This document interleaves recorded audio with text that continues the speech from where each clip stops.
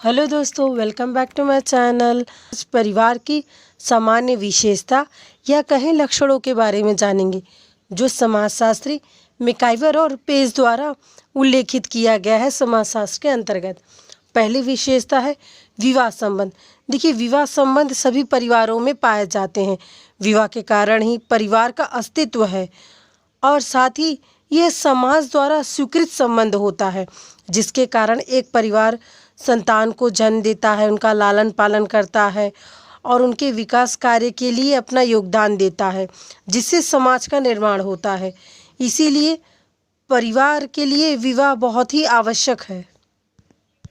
दूसरी विशेषता है विवाह का एक स्वरूप। देखिए, विवाह के एक स्वरूप से यहाँ तात्पर्य है कि किसी भी समाज में, यानी समाज कहीं कहीं एक विवाह को स्वीकृति देता है, तो कहीं कहीं समाज ऐसे भी हैं जहाँ पे बहुपत्नीत्व, बहुपतित्व, समूह विवाह, इस तरह के विवाह पाए जाते हैं, लेकिन वो समाज द्वारा स्वीकृत होते हैं तो वो भी मान्य है।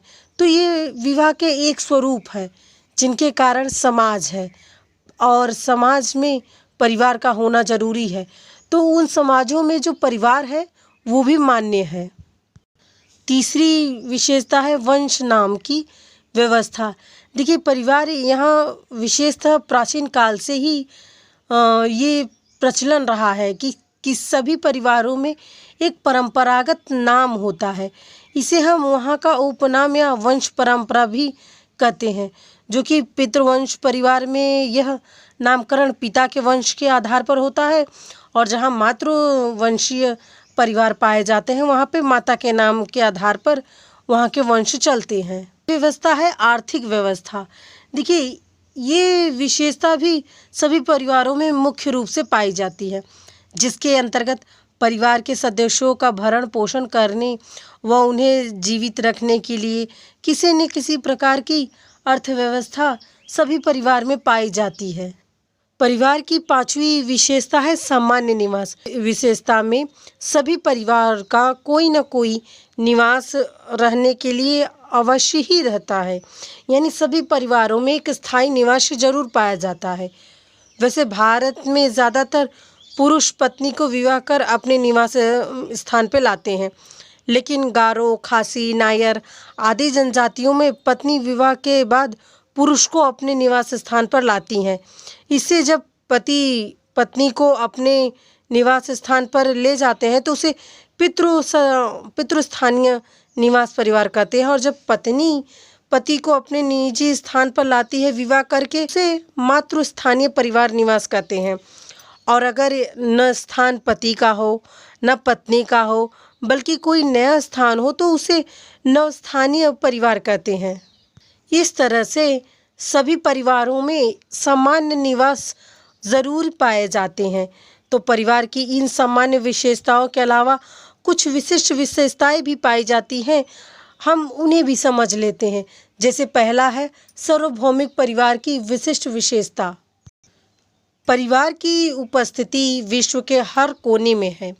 कोई भी समाज, चाहे वह आधुनिक हो या प्राचीन हो, शहरी हो या ग्रामीण हो, सभी में परिवार देखने को मिलता है।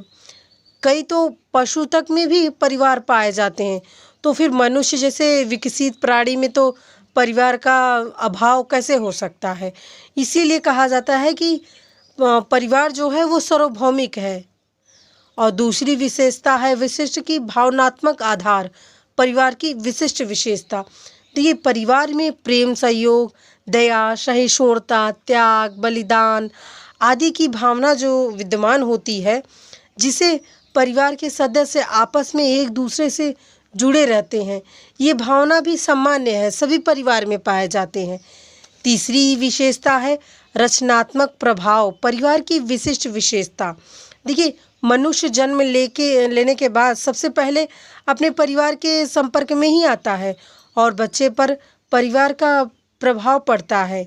इस तरह से परिवार व्यक्ति के व्यक्तित्व और चरित्र निर्माण में महत्वपूर्ण भूमिका निभाता है। इसीलिए कई विद्वान मानते हैं कि बच्चों का या कहें शिशु का जो प्रथम पाठशाला है वो परिवार ही है। चौथी विशेषता है सीमित आकार। परिवार की विशिष्ट विशेषता, इसके अंतर्गत परिवार का आकार सीमित होता है। यानी इस विशेषता में ये बताया गया है कि परिवार कितना भी अपने आप को बड़ा करने की कोशिश करे, 100-200 से ज़्यादा नहीं हो सकता। क्यों? क्योंकि मनुष्य जो है वो मरणशील है। यानी एक अवस्था के बाद मर जाते हैं मनुष्य। वर्तमान समय में भी तो विभाजन की वजह से अब और ही छोटे-छोटे परिवार पाए जाते हैं। लेकिन एक समय में जब परिवार प्राचीन काल से मतलब माना जाता था कि 100-200 से ज़्यादा नहीं हो पाते थे। 5वीं विशेषता है सामाजिक संरचना में केंद्रीय स्थिति परिवार की विशिष्ट विशेषता। देखिए, सामाजिक संरचना में केंद्र स्थिति परिवार की ही होती है।